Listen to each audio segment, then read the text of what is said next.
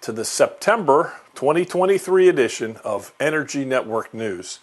Our focus is helping others by producing news that can eliminate repeat accidents. We also highlight new technology and help people network for job and career opportunities. This month, we had input on safety from a regular contributor, Herman Vaca, who provided a reminder of the importance of taking your company-provided safety training home in areas like having plans for emergencies. Take, for instance, falls.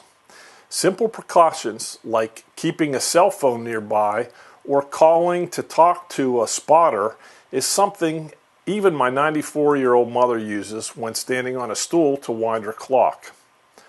Learning from incidents and falls can really drive home these lessons when you find out about a non-deadly fall turning into a fatality when there's no plan in place. In networking, we had the pleasure of interviewing Jerry Korinsky, who shared his expertise on tools and strategies in maintaining strong networks. One of the ways to meet people and talk about opportunities is through events like the Energy Education Foundation Extravaganza this month, September 28th. There are also groups like the Pay It Forward networking programs whose goal is to help others in career transition.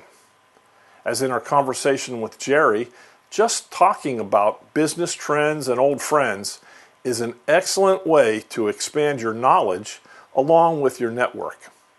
Thanks to Jerry and everyone who continues to help by giving us a call or email to network and share job opportunities. In technology, we spoke to yet another old friend, one of the first engineers I had the pleasure to introduce to well logging as their instructor back in the 1980s, Mike Brunstein.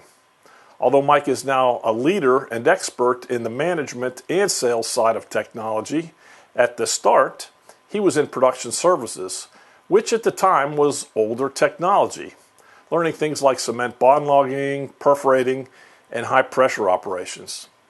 The open hole, newer technology class that was running at the same time in the Learning Center made fun of the production services class, as the open hole had all the cool new technology. Mike's class understood that although it was older technology, it was the critical backbone of the industry, and the very basic piece of equipment, the flange, was critical to most all oilfield operations.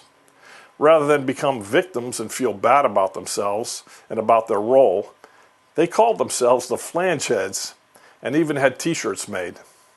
Their class was one of the most motivated I've ever had the pleasure of instructing, and Mike obviously leveraged that esprit de corps into a successful career as an engineer and manager. Because I ran into Mike, I checked what SLB had going on these days and found information and a video on Sure Rock for coring in unconsolidated sands.